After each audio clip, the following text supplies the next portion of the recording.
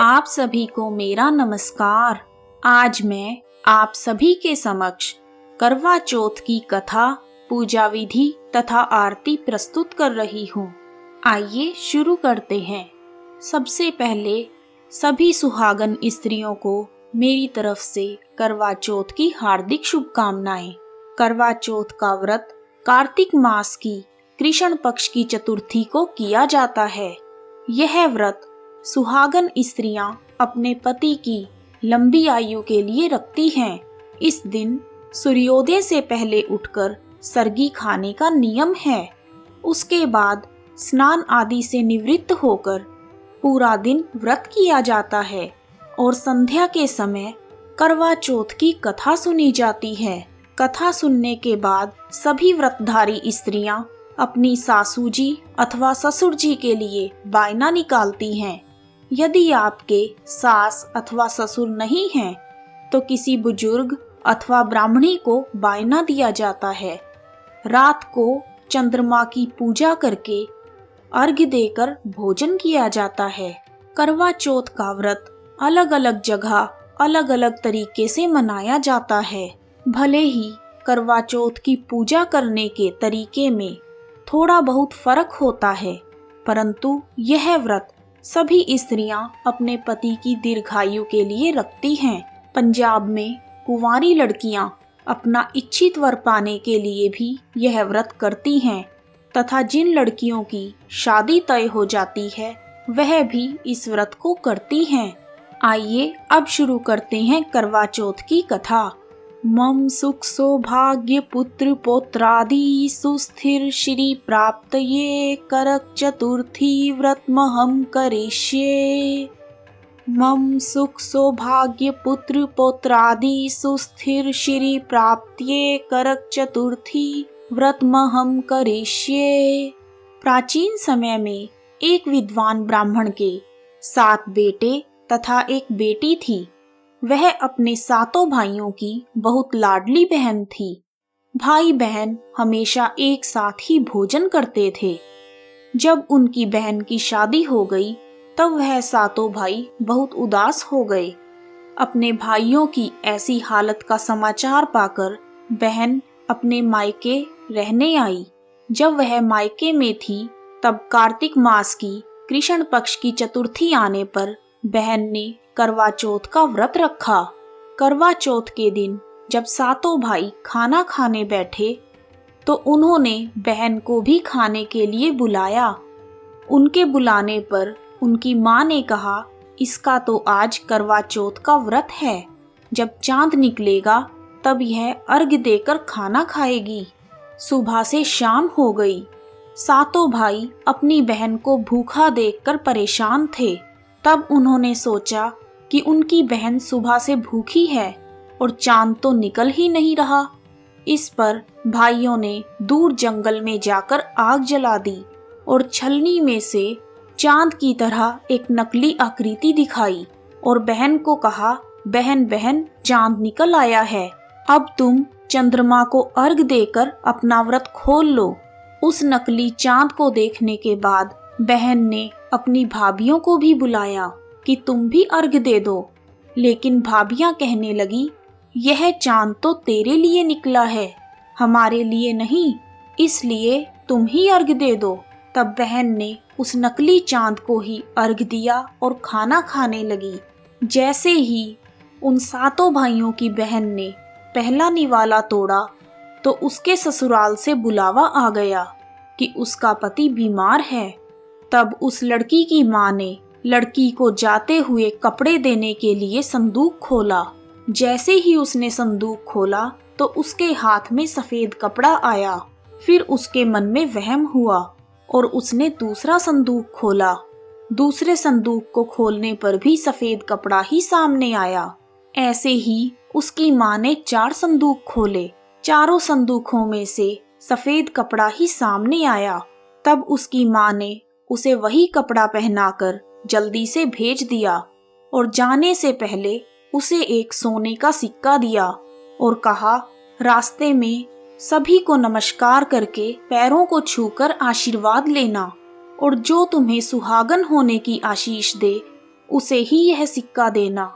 वह लड़की उस सिक्के को लेकर वहां से चली गई। रास्ते में उसने बहुत लोगों के पैर छुए, परंतु किसी ने भी उसे सुहागन होने का आशीर्वाद नहीं दिया।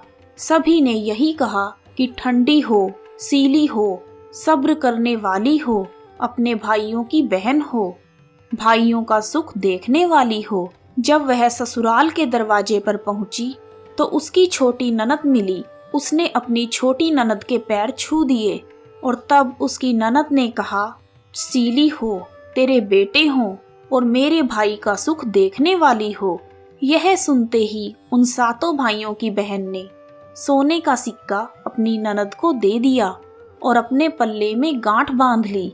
अंदर जाने पर उसकी सास ने कहा कि ऊपर कोठरी है, वहां जाकर बैठ। और जब वह ऊपर गई तो उसने देखा उसका पति मरा पड़ा है। पति को लेकर वह वहीं पड़ी रही और अपने मृत पति की सेवा करने लगी।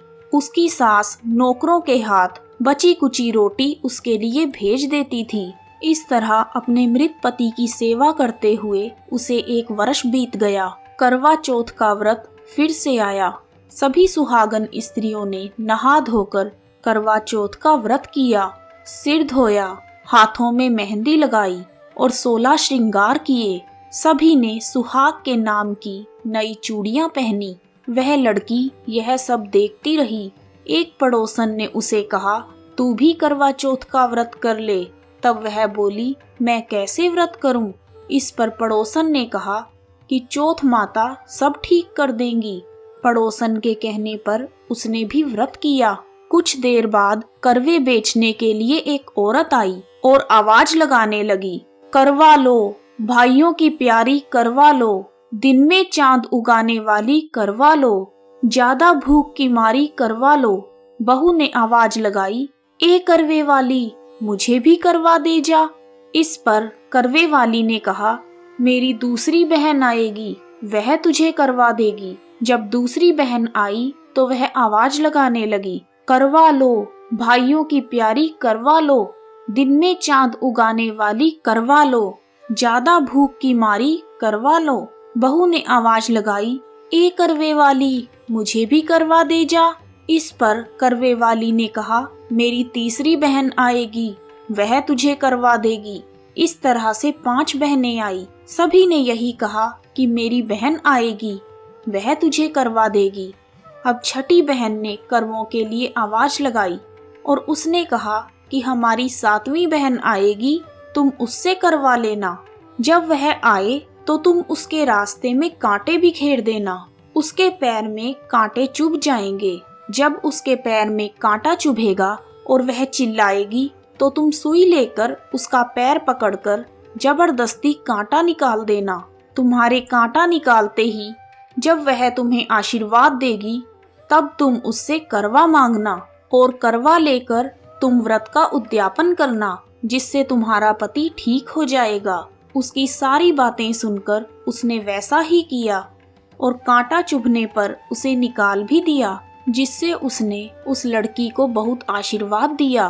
तब उस लड़की ने करवे वाली के पैर पकड़ लिए और कहा, तुमने मुझे आशीर्वाद दिया है तो अब मुझे करवे भी देकर जाओ। तब करवे वाली बोली, तूने तो मुझे ठग लिया। यह कहकर चौथ माता ने उसे आंख से काजल, नाखूनों से मेहंदी, मांग से सिंदूर निकालकर छोटी उंगली से उसे छींटा दिया, साथ ही करवा भी दिया। करवा लेकर बहू ने व्रत रखा और उद्यापन भी किया। यह सब होने पर उसका पति जीवित हो गया और कहने लगा, मैं तो बहुत सोया। तब उसकी पत्नी बोली, तुम सोए नहीं, 12 महीने से मैं तुम्हारी सेवा कर रही हूँ। ये तो कार्तिक मास की चौथ माता ने मुझे मेरा सुहाग दिया है। उसके बाद दोनों पति पत्नी ने करवा चौथ का उद्यापन करके और चंद्रमा को अर्घ देकर खाना खाया और खाना खाकर वह दोनों चौपड़ खेलने लगे।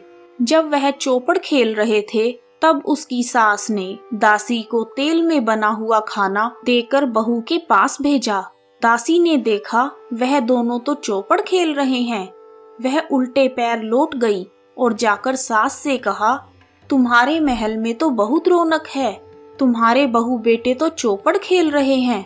यह सुनकर सास हैरान हो गई और खुशी खुशी उन्हें देखने गई। बहू ने सास के पैर छुए। तब सास ने कहा, बहू सच सच बता, तूने यह चमत्कार कैसे किया? तब बहू ने करवा चौथ की सारी बात बताई। जब राजा के कानों में यह बात पड़ी तो उसने सारे नगर में ढिंढोरा पिटवा दिया कि सभी बहनें करवा चौथ का व्रत जरूर करें और पहला करवा चौथ अपने पीहर में करें और वहीं उसका उद्यापन भी करें। हे चौथ माता, जैसे आपने इस लड़की की सुनी वैसे ही सबकी सुनना, सभी को अखंड सुहाग प्रदान करना। कथा समाप्त। कहानी सुनने वालों का भी भला और सुनाने वालों का भी भला। आइए अब जानते हैं करवा चौथ माता की आरती। ओम जय करवा मैया, मैया जय करवा मैया। जो व्रत करे तुम्हारा पार करो नैया, मैया जय करवा मैया। सब जग की हो माता, तुम हो रुद्राणी, मैया तुम हो रुद्राणी।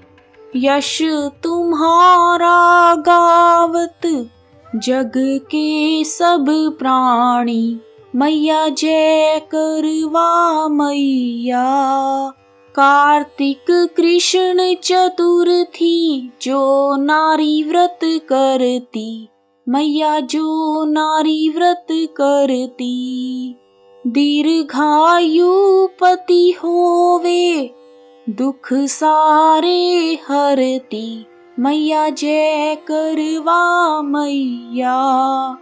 होए सुहागन नारी, सुख संपत्ति पावे।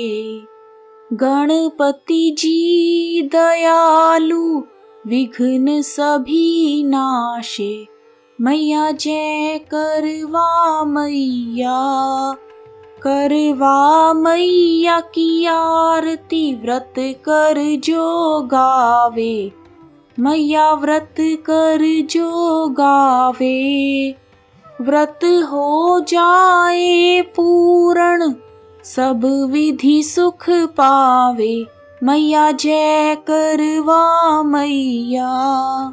जय चौथ माता।